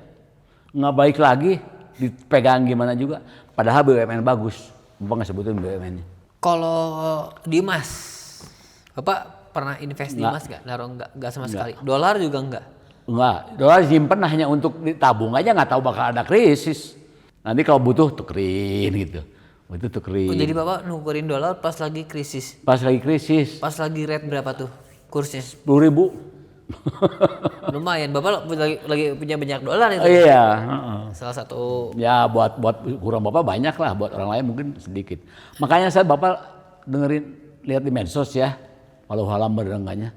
Kok ada orang pajak bisa korupsi triliunan, Bapak nggak ngerti. Miliaran dapat uang dari orang pajak, Bapak nggak ngerti. Buat Bapak mah nggak ngerti sama sekali. Ini apa gitu? Fantastik banget, mengagetkan banget. Bapak juga ada bahkan medsos sama orang pajak ya, kumpulan. Semua sama heran. Ini apa ini orang ini? Jabatannya bukan jabatan yang strategis itu ya, tapi bisa mengambil uang negara, merugikan negara. Ada yang bilang triliun, ada yang bilang ratusan miliar. Puas itu enak tuh. Hah? Puas anak banyak duit. Ya Bapak enggak juga. Bapak nggak mau. Bapak waktu dapat wira swasta, Bapak ada istilah, kamu harus jadi jutawan enak tidur. Jutawan enak tidur ya? Jet istilahnya. Yang artinya? Iya, kita dapat uang kaya banyak, tapi tidak ada permasalahan. Seperti Bapak sekarang, Bapak insya Allah ini tidak ada permasalahan kan? Bapak tidurnya bukan karena gelisah karena uang kan? Bapak kalau tidur itu terbawa kerjaan, Bapak terbawa gitu Ustaz. Oh, kepikiran kerjaan. Jadi besok rencananya apa itu Bapak bawa ke bawah tidur. Kalau rumah mah kayaknya apa udah semuanya ada dipajak, dipanggil kejaksaan juga Bapak pernah karena ada orang fitnah. Oh, Bapak pernah dipanggil kejaksaan tahun 2000 karena difitnah orang. Cerita dikit dong. Difitnah itu. Mansur ini Anda punya tanah deposito di sini. Boleh lihat Pak, boleh. Ini bukan fitnah Pak. Ini mah benar semuanya sesuai dengan STPT saya. Cuman bukan 3,2 hektar tanah villa, 3.200. Mungkin salah. Oversetted. Jadi salah yang ngetiknya aja. Nanti besok saya bawa SPT. Ya Pak ya. Besok mau SPT aku kan. Oh iya, bukan fitnah ternyata. Iya. Udah selesai. Terbukti. Iya. Bersih. Udah bersih. Iya. Pajak bersih, kejaksaan bersih. Rumah didatangin polisi juga pernah yang desa Kasari dulu. Malam-malam datangin polisi mau cari orang. Ada orang yang mesti dicari katanya diumpetin sama Mansur Ahmad gitu. Tapi nggak ada orang. Ada. Ngapain ngumpetin orang? Berarti itu Sampai ini juga polisi Jakarta nih tahu namanya Uung tahu. Tapi baik, periksanya baik, baik. sopan-sopan. Hah? Sopan-sopan mereka. Sopan-sopan. Baik-baik aja. Baik-baik, biasa aja nggak karena buat dia juga masih bener sih orang ngumpetin orang gitu ngapain? Aneh-aneh ya berarti. Iya, infonya aneh-aneh. Fitnahnya atau enggak yang iri ke Bapak. Oke, berarti kita udah bahas semua Bapak dari kecil sampai akhirnya berkarir di Humpus ya. Kalau kita balik lagi ke bahasan yang gua lihat komen-komen orang kayak wah pantesan bapaknya Asyad dipajak lahan basah gitu. Bapak udah ceritain semua seperti apa Bapak dapat rezeki semuanya insya Allah halal ya. Halal baik insya Allah. Halal dan baik ya. Berarti intinya buat orang-orang yang berpikir itu mah orang pajak enak hidupnya nggak berjuang juga dapat duit ternyata Nggak salah juga. betul salah banget. Berarti ujung-ujungnya kalau misalkan kalian mau bisa kayak Pak Mansur kayak bapak gua gitu ya kerja kerasnya kayak gitu dari mulai kecil jualan kaki lima barang-barang sampai apapun dikerjain termasuk tidur di kolong truk 1 minggu sampai akhirnya ya tekun kerja keras dapat rezeki ada hokinya juga ditambah bapak ini menurut gua ini adalah orang yang sangat disiplin sampai sekarang juga keras sih gua dulu dengan kedisiplinan bapak pas gua sekolah gua hampir gila kesiksa banget kayak jam 7 bapak udah kabar bangun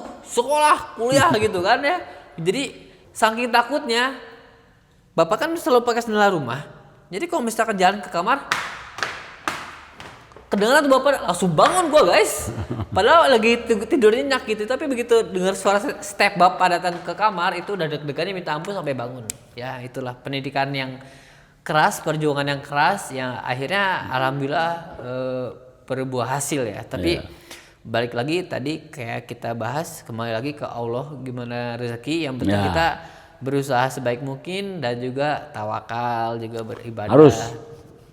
Ya, sampai sekarang juga Bapak kalau kita lihat Bapak umur berapa?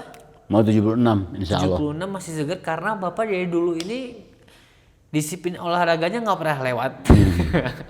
Olahraga, jogging dan lain sebagainya Bapak dilakuin akhirnya Bapak menikmati di masa tua ini sehat walafiat alhamdulillah. Alhamdulillah. Hasil dari kerja keras. Jadi buat teman-teman semua kalau mau sukses ya kerja keras. Nggak ada shortcut. Ada shortcut nggak Pak kira-kira? Ada apa? Shortcut jalan pintas buat jadi kaya gitu. Nggak ada. Semua by proses ada nggak ada yang instan. Nggak ada. Kecuali ya tiba-tiba ada yang ngasih uang orang pensiunan nggak punya suka ada kan cerita-cerita begitu orang asing mau meninggal nggak punya ahli waris kasihin ya itu lain. Itu beda lagi. Itu beda lagi. Ini kalau ini semua by proses. Justru by proses itu yang mengamankan kita. Ya, ingat jangan lupa semuanya anak bapak semuanya sholat berdoa berpasrah sama Allah. Udah ya kita bisa apa? Iya. Dikasih jadi disiplin juga alhamdulillah. Disiplin itu susah loh, itu kebiasaan yang kalau udah disiplin itu jadi nikmat kalau udah biasa. Disiplin dan kerja keras susah sih dan konsisten itu yang susah. Luar biasa. Oke, teman-teman, jadi sampai sini kontennya. Jadi semoga gue bikin konten ini adalah salah satunya menginspirasi teman-teman semua bagaimana perjuangan Bapak dari tadi katanya minus sampai titik ini yang luar biasa. Bisa menikmati hasilnya.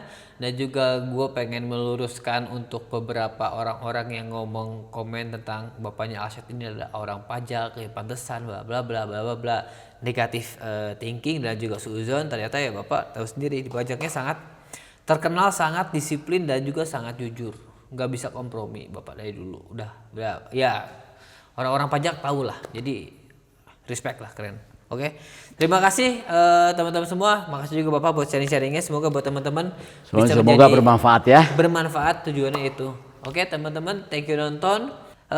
Jangan lupa beli alen ya guys ya.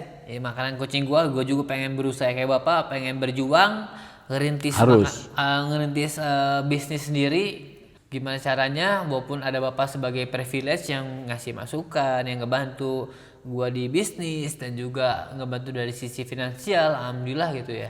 Tapi tetap harus bisa berjuang semaksimal mungkin sampai akhirnya kita bisa nunjukin ke orang tua bahwa kita juga bisa ikut sukses dengan cara sendiri. Terima kasih teman-teman, jangan lupa di like, comment, subscribe, dan share dalam bentuk mendukung channel Alsyad Ahmad TV karena ini adalah konten yang di luar Satwa Liar. Buat teman-teman yang mau ikutin konten gua di Satwa Liar bisa langsung subscribe ke channelnya Alsyad Ahmad. Oke, see you next video teman-teman, bye bye. Dah. Terima kasih.